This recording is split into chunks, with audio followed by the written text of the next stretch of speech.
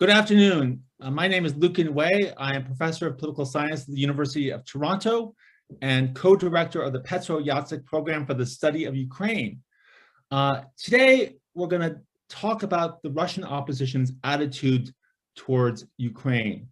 This panel actually comes out of a lot of informal discussions I've had over the past few months, in which I've discovered that many Ukrainian activists and the diaspora have a very much more complicated attitude towards the Russian opposition than do others. Some even have expressed strong reservations, and some even argue that the Russian opposition is not that much better than Putin himself, when it comes to Ukraine.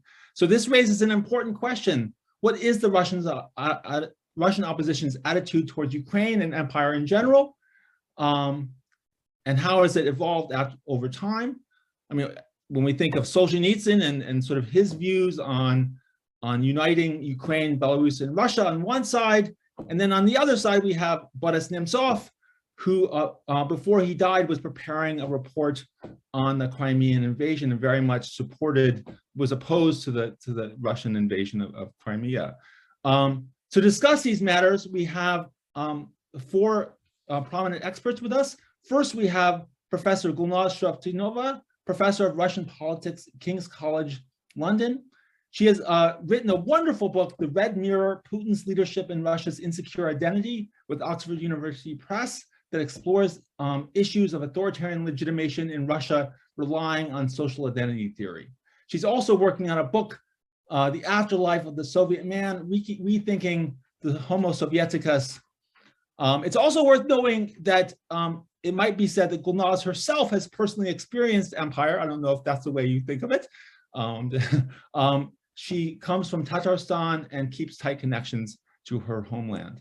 Next, we have Matti Dollbaum, who's a postdoctoral researcher at Bremen University, specializing in activism and civil society in Russia. He is co-author of a wonderful new book, Navalny, Putin's Nemesis and Russia's Future, question mark. It is coming out, an updated version, he tells me, is coming out in September. So we look forward to that. So from Ukraine, then we have Ivan Gomza, who's, many of you know, he gave a wonderful speech here a few weeks ago. He's head of public policy and governance at the Department of Kyiv School of Economics. And his scholarly interests include democratization, authoritarian regimes, contentious politics, and good governance.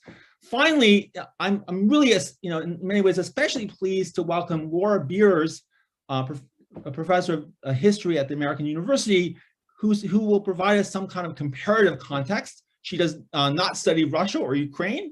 She instead writes on British history, and her most recent book is Red Ellen, The Life of Ellen Wilkinson, Socialist, Feminist, Internationalist, A History of Britain's Second Female Cabinet Minister. She's also the author of Your Britain, Media and the Making of the Labour Party. Okay, so let's start. Now I'm going to start with you, Gulnaz. Can you just, I realize this is a massive topic, but can you sort of give us a kind of broad overview of sort of Putin's attitude towards Ukraine and where it kind of fits in his sort of legitimacy, ideology, and the like? Thank you, Lucan. I apologize if my internet gets unstable. Do make some signs so that I don't continue talking with no one listening to me. But Lucan, first, when you plan, first of all, this is extremely timely session, and these types of conversations need to be had among Russian scholars of Russian politics, but also among the Russian opposition and Russian more general public as well. And so, first of all, I think it's a great thing that you have organized this panel, and I think we need more of those.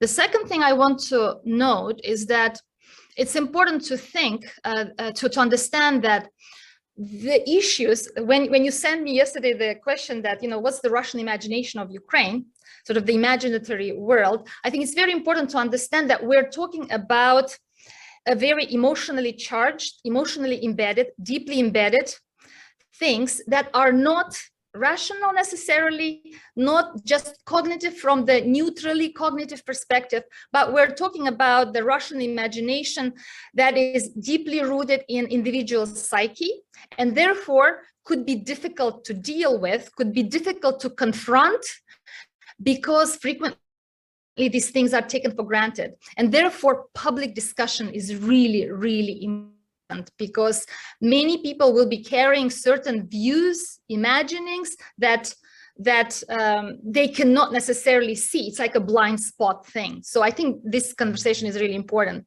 And so when we talk about not just Putin, and I don't want to focus right now on Putin, we can talk about, but I think Putin in a way is expressing some freed from political correctness, freed from political popular accountability views taken to the extreme, right? And so what is the larger historical foundation of the views of Ukraine? And I think the important thing that I want, and because the Russian propaganda's conveying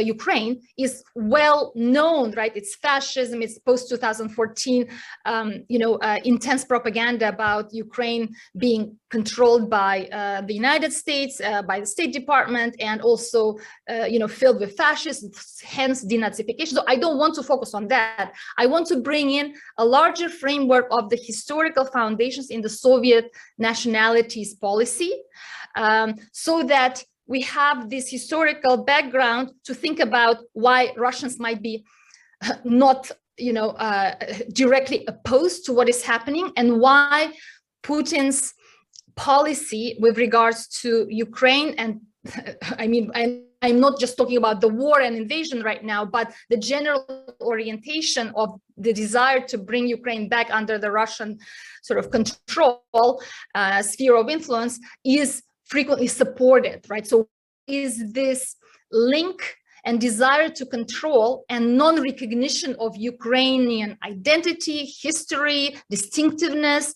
independence, civicness, nation, where is it located, right? So let me, with this frame, let me focus on what we're talking, right? So when we talk about the Soviet nationalities policy, first of all, at the front ideological and rhetorical level, Soviet Union has been anti-imperial, anti-colonial, and so ideologically the Soviet, historical foundations were set against the Tsarist empire as of nations, etc. So we have that cognitive, historical, ideological, state-propagated story, right?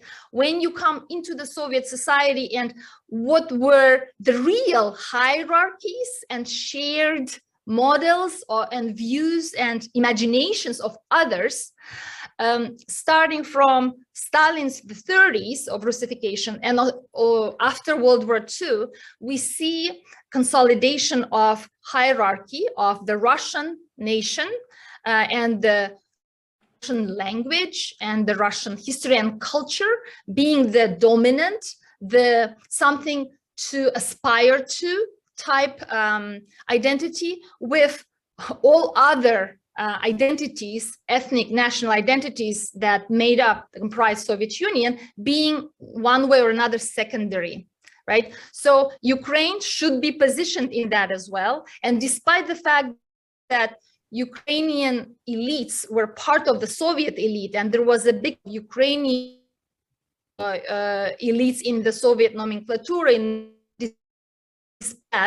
the popular imagination, Russians looked at Ukraine frequently. Ukrainian, for example, the derogatory use "hachli," "hachol," was one, popular expression of that imagination and that attitude towards Ukrainian as somehow secondary, as somehow, backward or peasant, and the language being backward or sounding Russian in the Soviet Union, and was shared by many Soviet people, including other ethnic minorities within the Soviet Union and within the Russian Federation as well. Okay, we're not talking about only Russian hierarchical world of the Soviet Union, but also others, Chechens, Tatars, Bashkorts, Karels, who would be sharing the same views. And when confronted, when confronting people with, questions like, are you imperial? Of course, people would be denying, but there are at least three spheres of, worldview that the Soviets and the Russians today would be sharing, many of them, that would convey that background foundational imperial attitudes. One is the perception of the geopolitical security and geopolitical interests, right? So we're not, Russians would not accept we're imperials, but in terms of geopolitical interests of the state, right, they would claim the spheres of influence as if Russia were an empire or a post-imperial state with certain rights over the near abroad territory. The geopolitical imagination is betrays in a way that that imperial foundation. And then the second one is the view of economic ties, right? That somehow, because of the Soviet legacy of economic integration, you should have economic ties between these countries. And then the third one is, again, the hierarchy of languages that, which is very visible in the Russian world's attitude towards non-Russian other Slavic languages, where there is frequently, it's a bit seen with ridicule and, a version of Russian, but not quite Russian, and something that people, would customarily smile at specific words or would make fun of, and is not taken seriously as a language on its own.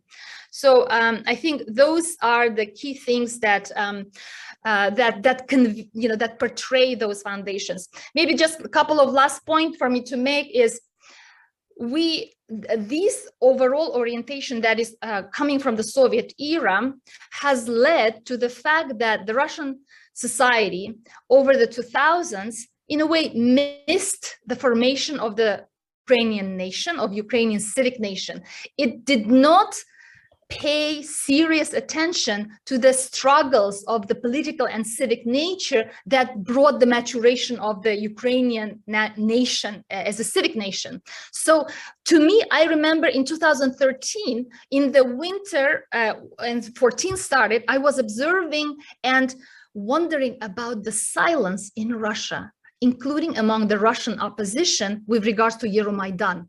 Somehow, the Russian society, in the society and in the Russian opposition, I did not see, strong expressions of support or criticism. There was this silence, as if people were wondering what is happening. They couldn't make sense of what's happening. There, to accept the progressive, pro-democratic, pro-Western movement to the Russian Democrats would, what was seen as like their weakness potentially, that Ukrainians are doing it, what we cannot do or something, and so there was this silence that conveyed some of those embedded, emotional, identity-driven, hierarchical perceptions of the self vis-a-vis other groups, of the Russian self vis-a-vis other groups. So that was very interesting. And I think that that was a symptom of that non-recognition and hierarchical perception of the world.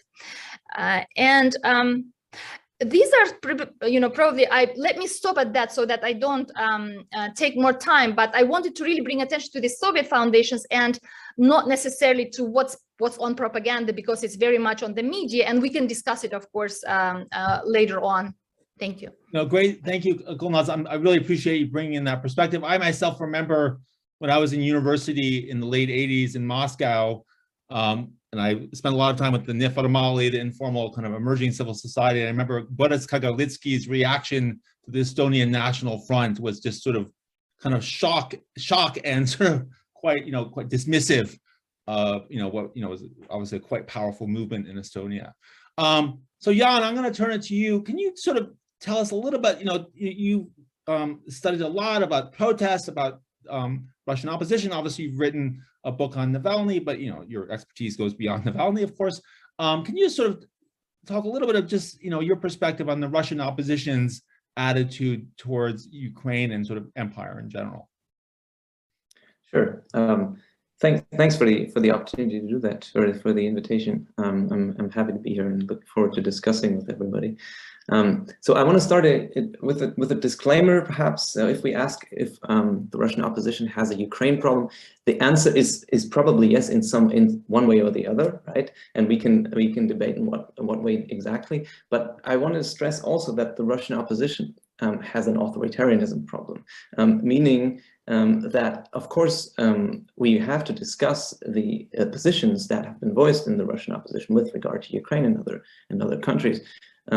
But we should also always recognize that the Russian political regime has put a lot of effort into building conditions that suppress opposition in one way or the other, and that also suppress the formation of political views within that opposition, right?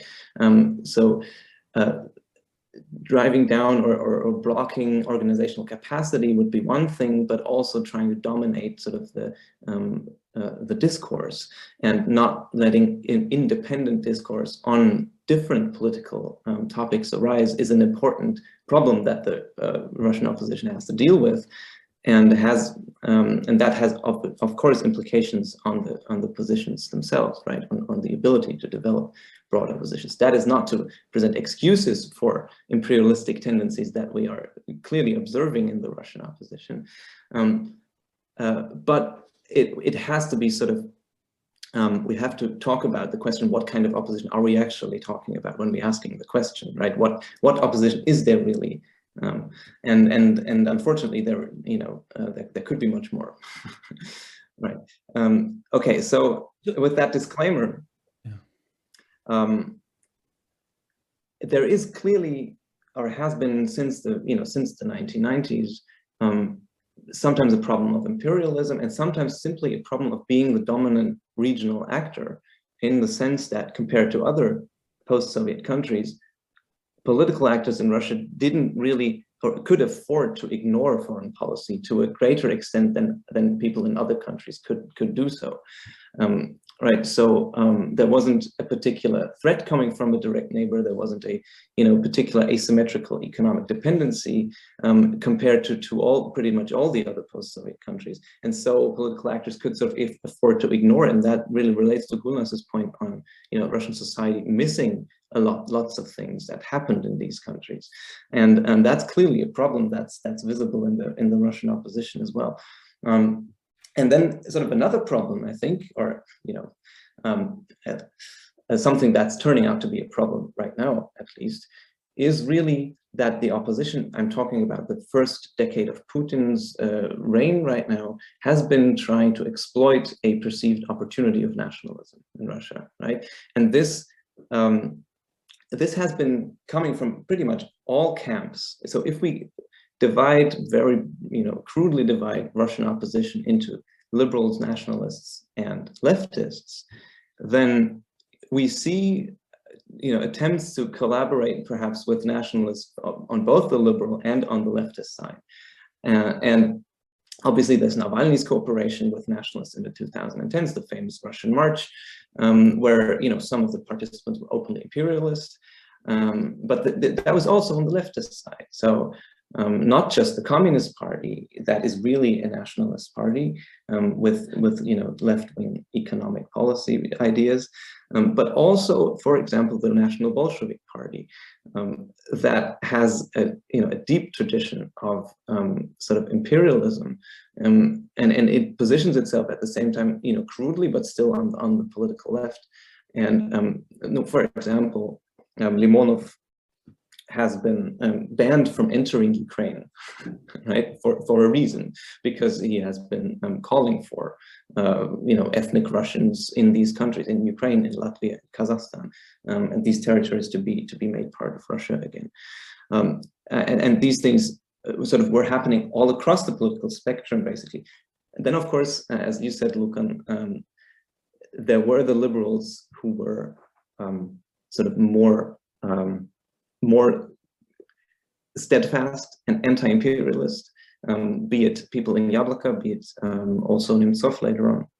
But these were really always a minority. And in the first decade of the Putin reign, there was really the perception that nationalism is really an ideology that can unite all sorts of oppositionists. Now, nationalism doesn't necessarily include an imperialistic attitude towards what's called, what some might have called the Russian year abroad, but it still opens the door to collaboration with actors who see it that way. And there was really not so much an attempt to draw a line.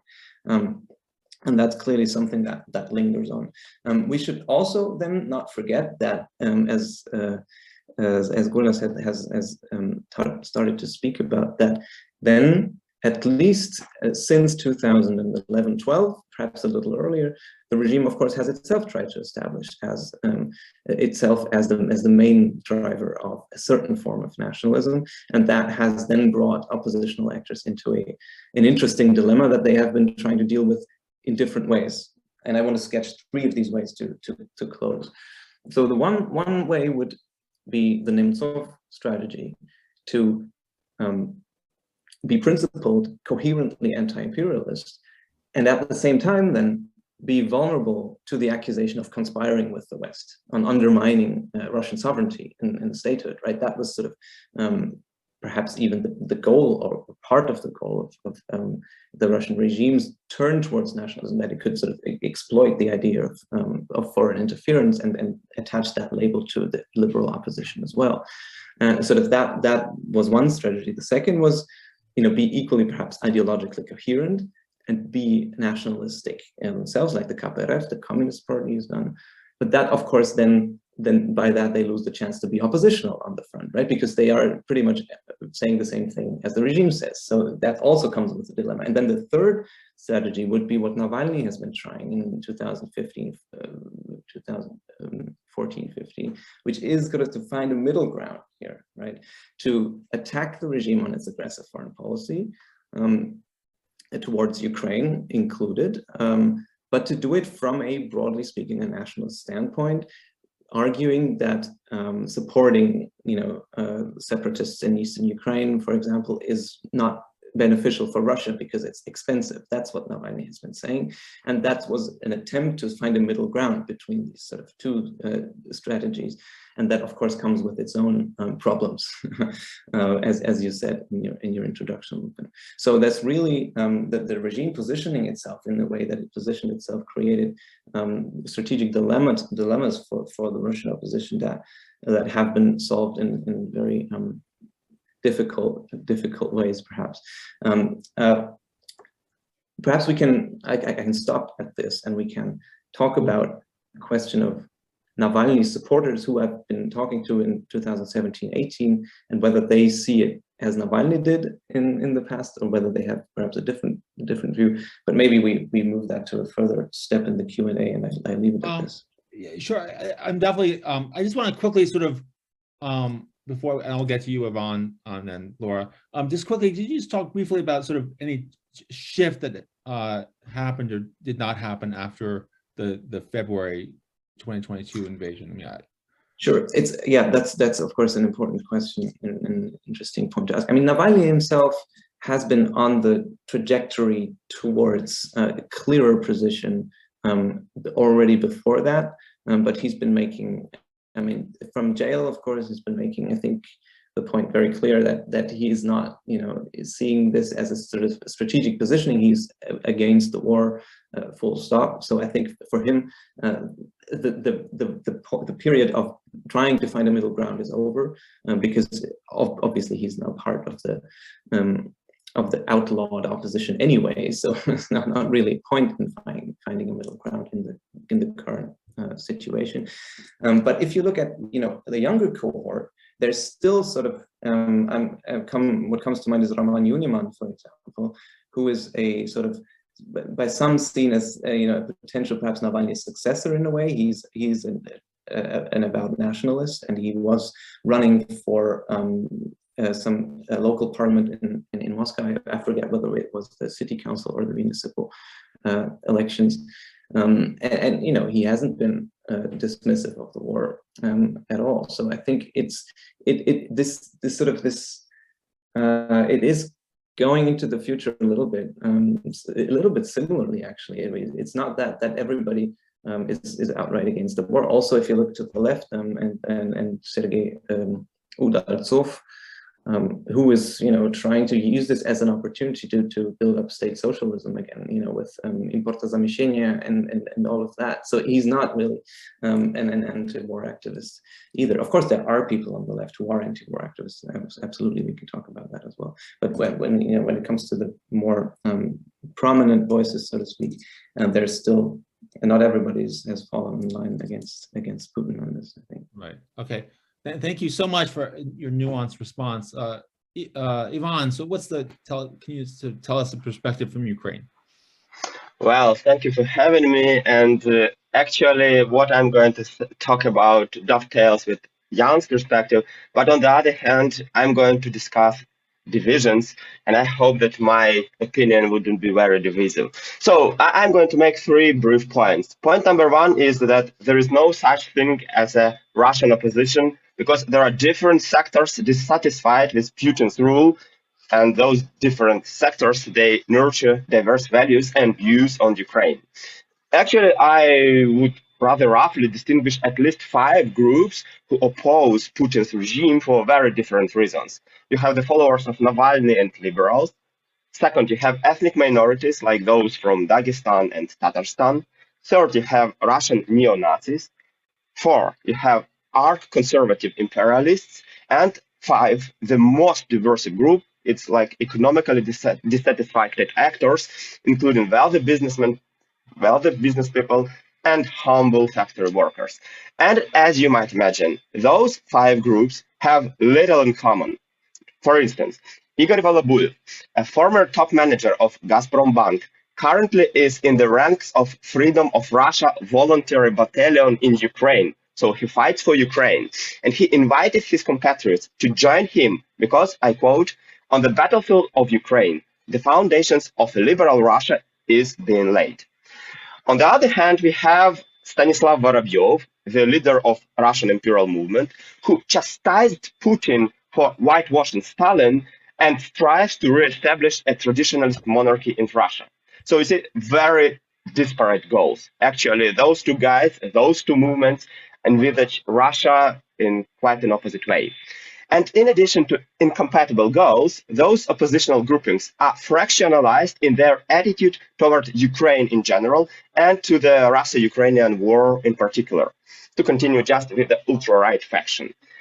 People from Russian imperial religion, headed by Denis Gariev, criticize Russia multinational composition, and they seek to create or recreate a Russia for Russians. And at the same time, the very same guy, I mean, Denis Gariev, he vouched, I quote, to destroy a separatist pseudo-state known as Ukraine. And so, consequently, his Russian imperial religion is currently fighting alongside Russian troops in Donbass. The same can be said, for instance, about another overt neo-Nazi, Alexei Milchakov, and his Rusich battalion. On the other hand, we have another neo-Nazi, Roman Zheleznov, who joined a Ukrainian voluntary battalion and fought against the Russians. So you see, there is no uniqueness, there is no one way how Russian opposition reacts to Ukrainian statehood and the war itself. My second point. Given that versatile position of the Ukrainian opposition regarding the Ukrainian question, it is hardly surprising that the fundamental attitude Ukrainians experience toward the Russian opposition is distrust. To begin with, it is not always easy to keep track on different factions and their divergent goals.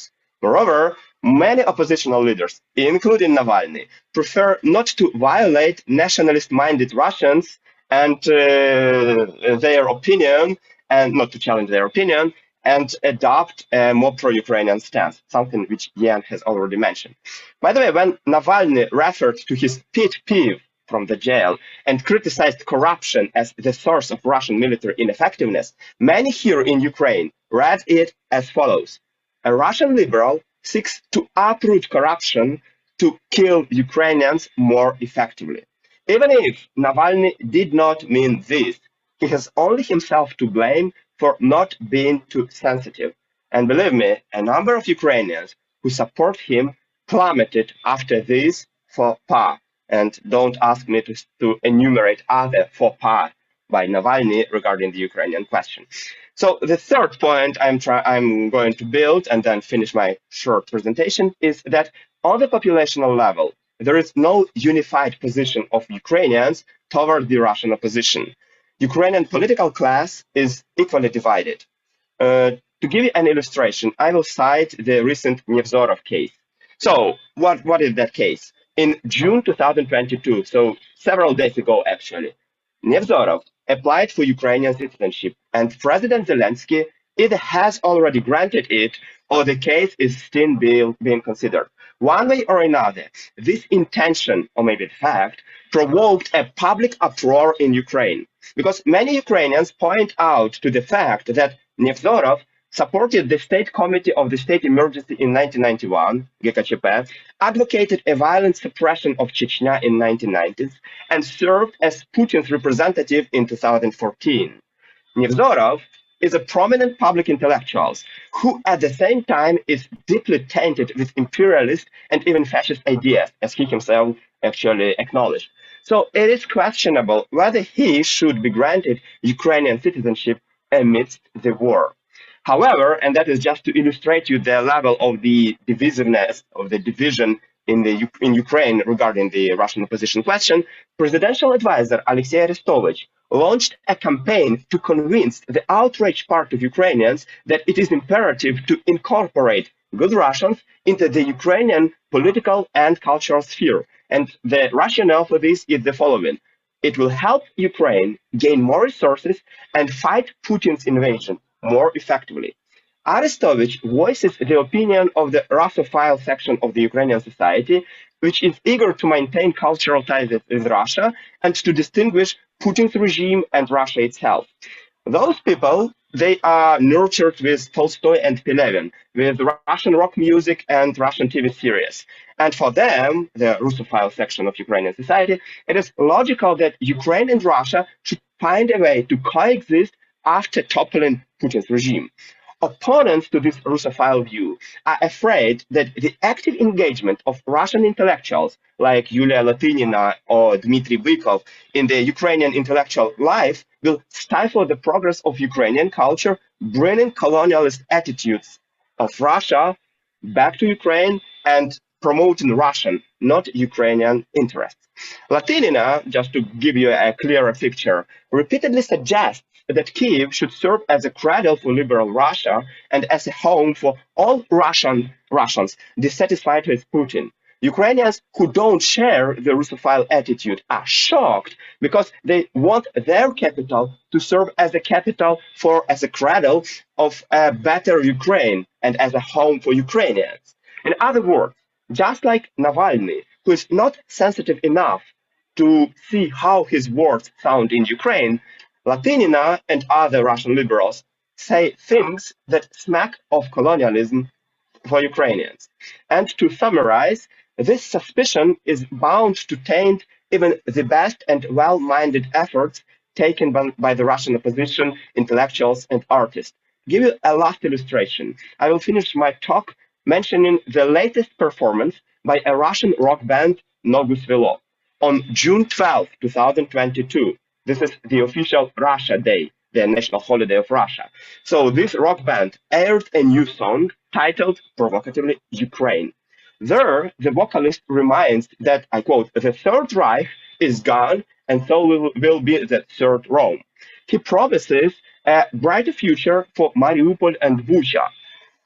So the song is visibly an act of solidarity, but the refrain, and I quote, Ukraine, you are my second half, makes those Ukrainians who are tired with the brotherly love uneasy. Thank you. Thank you, Ivan. That was a great overview, and thank you for reminding us that the complexity of the Ukrainian perspective, of course.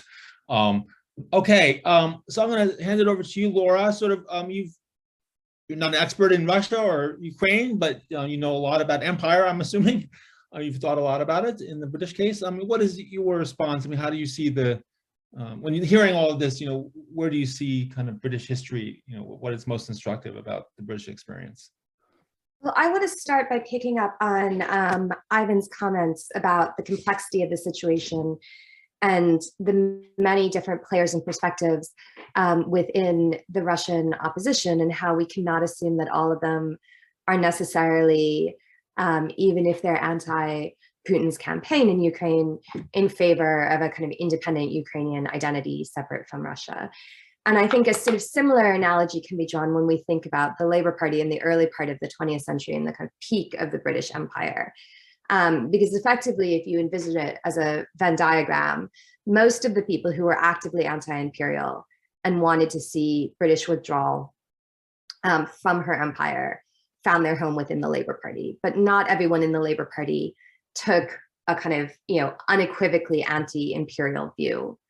And that partly had to do with, again, sort of drawing some parallels, particularly with Ivan, to this idea that, British culture, British tutelage, as they saw it, and British expertise had something to offer to these countries that had a historical, and even if only through kind of centuries of force, cultural relationship with Britain, right? So to start off with my introduction, you mentioned that I had written on Ellen Wilkinson, and Ellen Wilkinson is the second female cabinet minister in Britain, but she was also, as the subtitle of my book suggests, it's imperialist, feminist, internationalist, or socialist, feminist, internationalist. She was actively not imperialist. Her internationalism was specifically an anti-imperial internationalism, and she was involved with a group called the India League, which was about securing not just home rule, but actual independence for India in the 1930s. The Labour Party was not united behind that idea universally.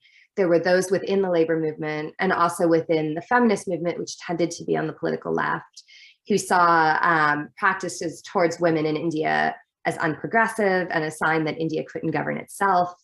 A reason for a continued presence.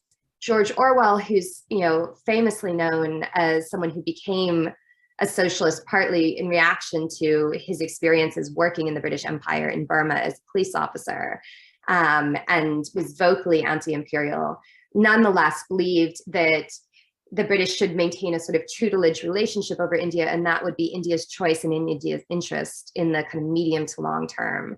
And so there is this kind of, the imperial power believing that they're necessary to these areas that they've colonized by force, and not really respecting the fact that that might not be the view of the people who had been colonized, right? Which I think has echoes. And these are people who see themselves as on the left, see themselves as progressive, right? But can't really wrap their heads around the idea that a country might want the freedom to make its own mistakes even, right? Outside of an imperial sphere of influence. So I think, and we see this again immediately after the Second World War, when Labour comes to power in its first majority government, and its Foreign Secretary, Ernest Bevin, is hesitant about leaving Palestine because he's concerned that, the Palestinians need some protections from Britain, basically, of their interest vis-a-vis Israeli migration. I mean, there's a whole sort of problematic dynamics in terms of Bevin's Palestinian-Israeli policy. But again, he sees this role of the imperial mother state, in maintaining order and in kind of peace and civilization in its sphere of influence. And so those ideas, are not, it's not that everyone in the labor movement holds them, but it's a big tent, as Ivan hinted about the opposition in Russia.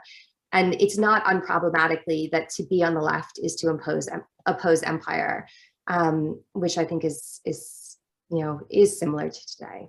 So I'll leave it to that. I assume we'll come back with questions. Yeah. Thanks. It's actually one maybe a follow-up question for you, Laura. The sense I got from listening to Jan and also from Ivan was that one of the dynamics, which you can be a little bit sympathetic to in the Russian opposition, is they want obviously to gain as much popular support as possible, and if the perception is that the public, for example, this was most extreme after the Crimean invasion, which was quite popular, was popular in the Russian public, then then they might worry about losing, support. They need to first gain power, and they might have the attitude, well, first we have to gain power, give us a break, guys. I mean, just sort of take, we have to first gain power, and then we can worry about this other stuff. I mean, was that ever a concern on the Labour Party, that they didn't want to kind of lose the potential support of the pro-imperial parts of the British public, or is that not? And so this remains an open question, right, of how, right now in a post-Brexit moment, and we look at the dynamics of Brexit, there clearly was a significant nostalgia for a powerful British Empire that kind of, and a Britain with a larger place in the world that played into some of that, what's termed the Red Wall, the kind of working class areas that had traditionally been Labour, but voted for Brexit now 5 years ago. And so there is a sense that there is a kind of working class patriotism that was pro-imperial. But there was also significant support within the British working class in the 1930s and 1940s for Indian independence, within the cotton manufacturing areas in Britain's Northwest, which were the ones who were hit hardest economically by Gandhi and Congress's boycott of British manufactured cotton goods. And there was resulting high unemployment in the region. There was nonetheless significant support for what was happening in India amongst the temporarily unemployed cotton manufacturing classes. And so it wasn't, it's not as simple as saying, okay, the working classes, jingoism, bread and circuses, they were all sold on empire as, something to make up for their lack of personal prosperity, this kind of pride in their country, though there was an element of that. And actually, I think it probably would be more accurate to say that Labour propaganda tended to be more anti-imperial than Labour practice, which was slightly more cautious, with the exception of India, right? Labour comes to power and quits India very quickly. Frankly, they do it in such a messy way that they just walk away and leave a huge mess behind them. And that itself is problematic as well, right? They say, well, we should never have been here, so we're just gonna go. And so they just drop the bag and they leave. And that results in pretty terrible problems. I think Gulnaz wants to come in on that point, so I'll. Yeah, I can tell you that my Pakistani in-laws have a few things to say about that. Yeah. Okay, Gulnaz, did you want to come in on here? I wanted actually to jump in on this important issue that Lucan, you brought in terms of, sort of this vicious circle between the opposition wanting to get in power and needing to cater to public views in order to do that, right? And how do we then how can we envision a better minded, better oriented opposition with regards to these imperial issues? And that's where I think Jan's point about we cannot lose the view of the opposition being in a way blood and meat from the type of the system that has been created that has removed the open public space for discussion, for development of the opposition, and that has been carefully structured to maintain only specific types of oppositional actors in play, right? And so it's hard to imagine, a different or better opposition within the system that we have in Russia right now.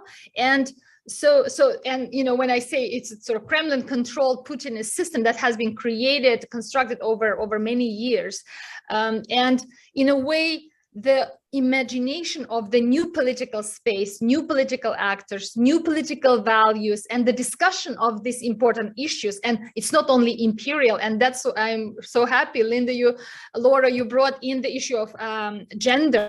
When we talk about Russian opposition, gender, the sort of the dominance and the visibility of older male is so obvious now, and has given rise to really wonderful discussions, debates, challenges, because there are many women who are activists who are being jailed, who are, and I'm sure, Jan, you can talk about that, because we were talking again just about men there, right? But when we talk, who is being jailed, right? And the Vilnius meeting in May with Kasparov, was Khodorkovsky there as well, draw that attention, that there were in social media debates about, why we see only, you know, older male there, you know, among the Russian opposition. There was a wonderful thread on Alexander Morozov's page, because they were challenged by female, but it's about public space dominance by a specific type of actors.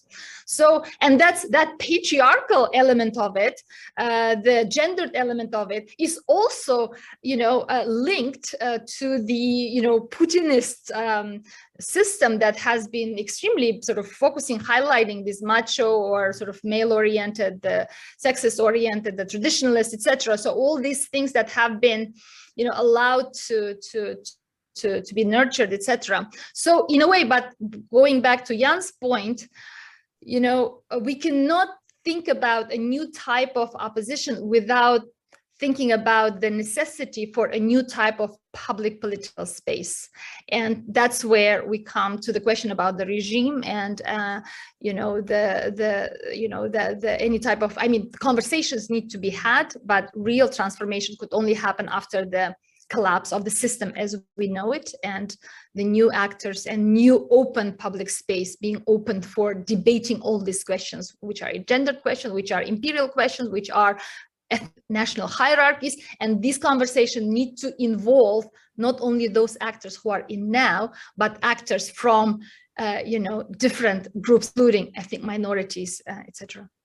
Thank you. That's actually, I really appreciate you raising that point, Gulnaz. I mean, I think in general, I think one thing that I think is not appreciated enough is, you know, in the context, the Russian context, which is such a closed, especially now, political space, you know, notions of support or whatnot, you know, kind of in my mind means something different. I mean, in a kind of open democratic context, when you have clear alternatives, it's one thing to say you support, you know, Prime Minister Trudeau versus the conservative leader. I mean, in Canada, but quite a different when, you know, when there's basically only one option on available, and the costs of opposition are quite real. So I want to actually follow up with Jan and talk a bit about sort of, you know, you sort of mentioned in an offhanded manner, you just mentioned offhand that that there wasn't as much opposition as there could have been post the February 22.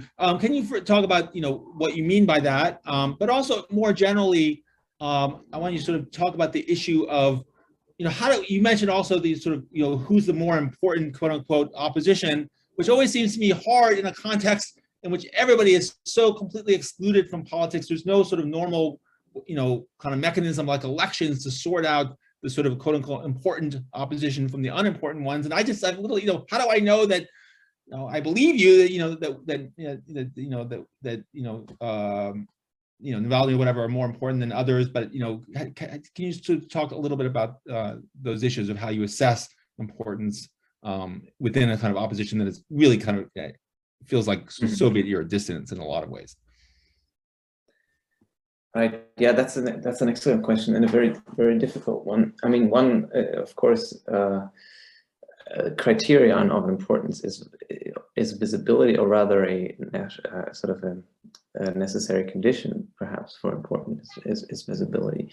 And if you don't have that, you cannot, you know, hope to become important in a way that you might be able to influence things, right, as a person. But that's obviously a simple way of defining it. And perhaps another way would be to look at important problems that are persistent in the society, and who or what are ideas to address those problems. Right, and then look at strategies that different oppositional actors have been using to try to address these problems, and from that try to gain an idea about what could be an important what could be a criterion for importance, right? And that would then be the ability to address these issues in an effective way. And what these issues are, I think, is rather clear in a socioeconomic way. If you look at Levada polls, for example, what the most important problems are for society, that's rising prices, that's unemployment or threat thereof, and that's also corruption. So these are really very material very material problems. And insofar, the strategy that Navalny has been using, to incorporate more sort of center-left elements into his political platform was probably the right one. The other question is whether he was the right person to do it.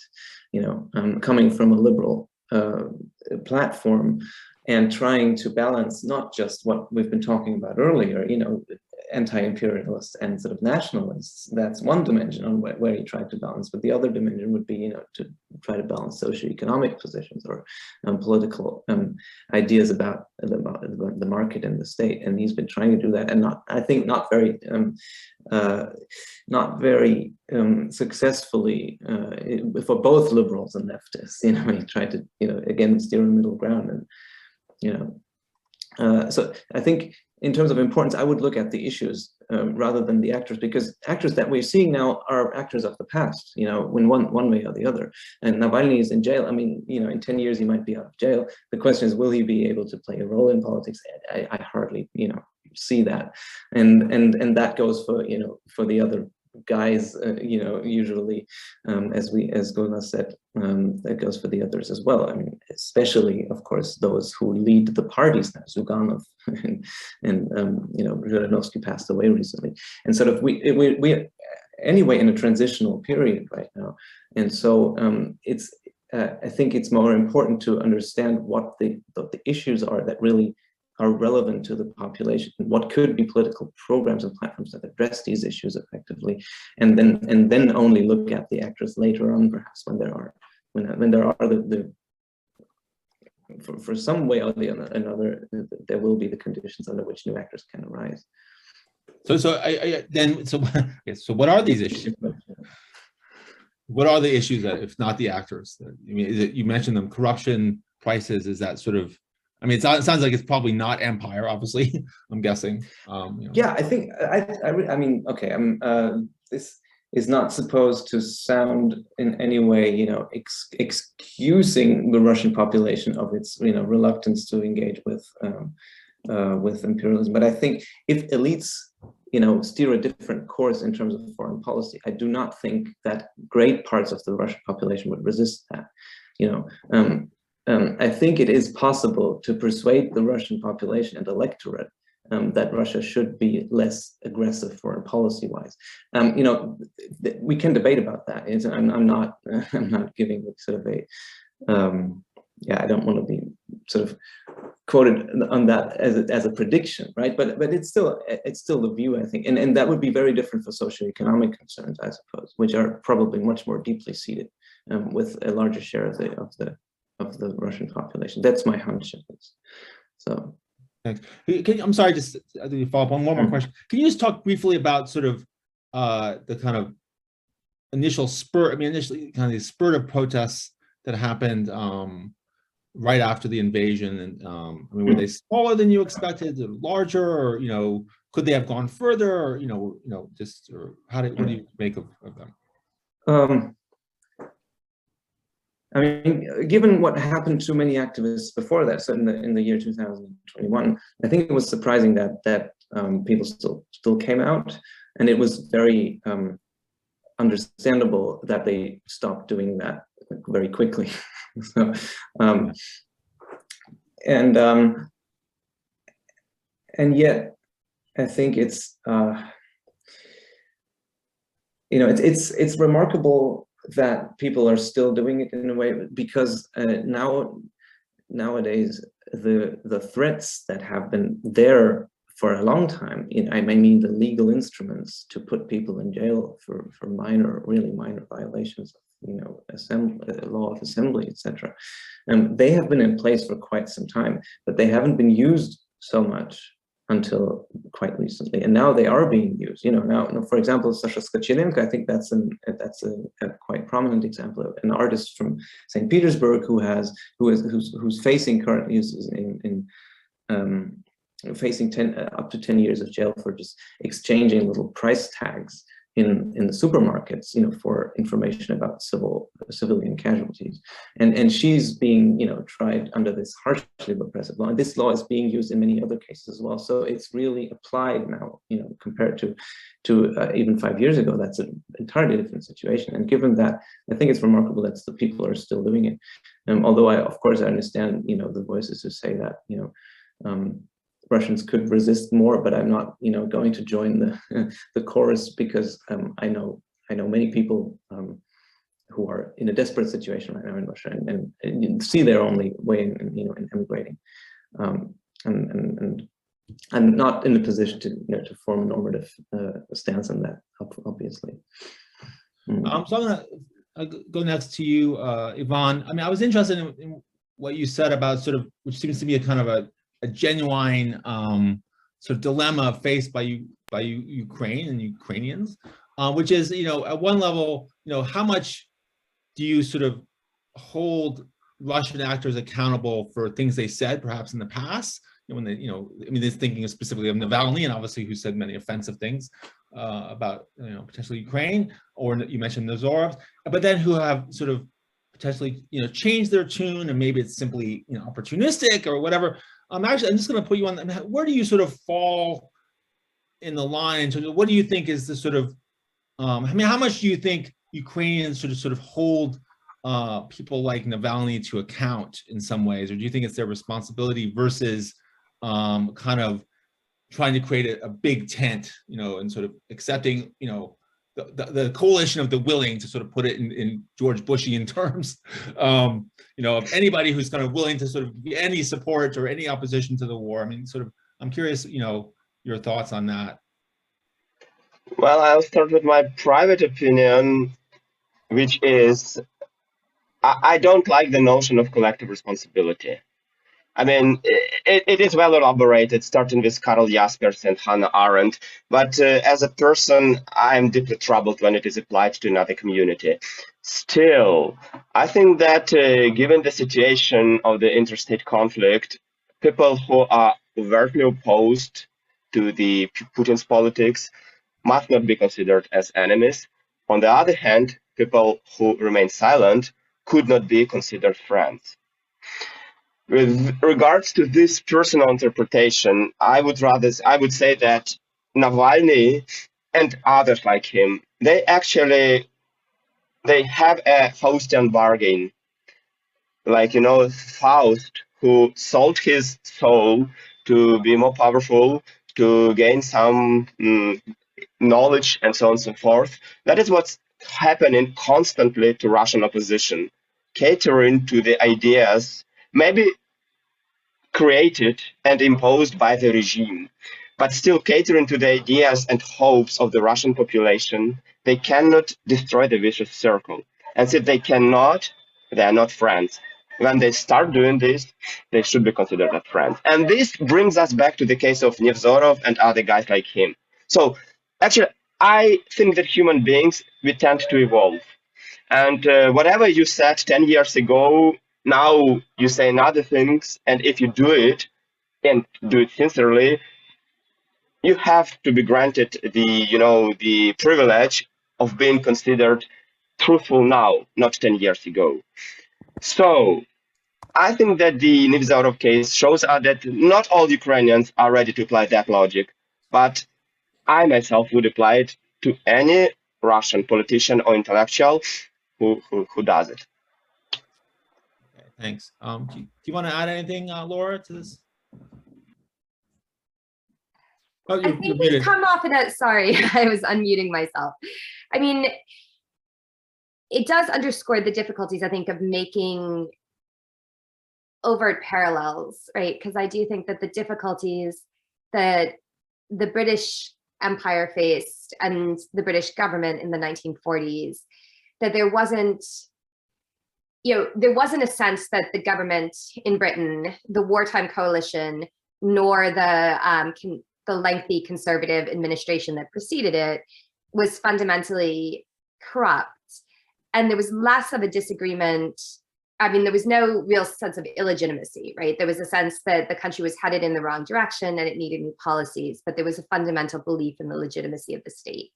And I think that inserts a new and dangerous dynamic, right? I mean, it's not in any way to pretend that the British Empire was an enlightened empire comparatively or less despotic in the places that it did govern under duress and against the will of the people. But at home, at least, there was a much greater sense of legitimacy, transparency, faith in the state. And so there was a desire to kind of, to overturn the party in power and to put in place a series of new and radical changes. And you do see the real implementation of the welfare state domestically and a beginning of decolonization overseas once labor comes into power in 45. But there isn't a sense that really there has to be a bottom-up reconstruction of the state, because the state is fundamentally perceived to be legitimate, at least within the British Isles, by the people who are voting for those in power. So I think when we think about both the value, but also the limits of the comparative lens, that is a fundamental difference between Britain in the 1940s and Russia in the 21st century. Absolutely, and thank you for raising that, obvious but important point with Britain was a democracy, and a also functioning legitimate democracy. Yeah, at least at home.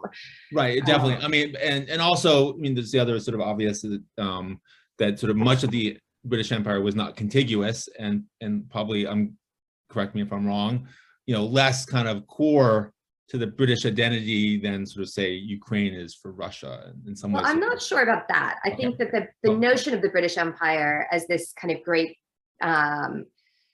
power, and of Britain's on a tiny island, not just being part of a tiny island nation, but being part of a kind of global overseas empire, was crucial to identity, but in a different way. There is something, you're right, about the over there-ness. I think that the day-to-day impact of the felt loss of empire once decolonization did get going at speed in the late 1950s and 1960s wasn't felt in quite the same way, because it was an overseas empire. So again, thinking about both what is similar, but also what is fundamentally different about these two situations.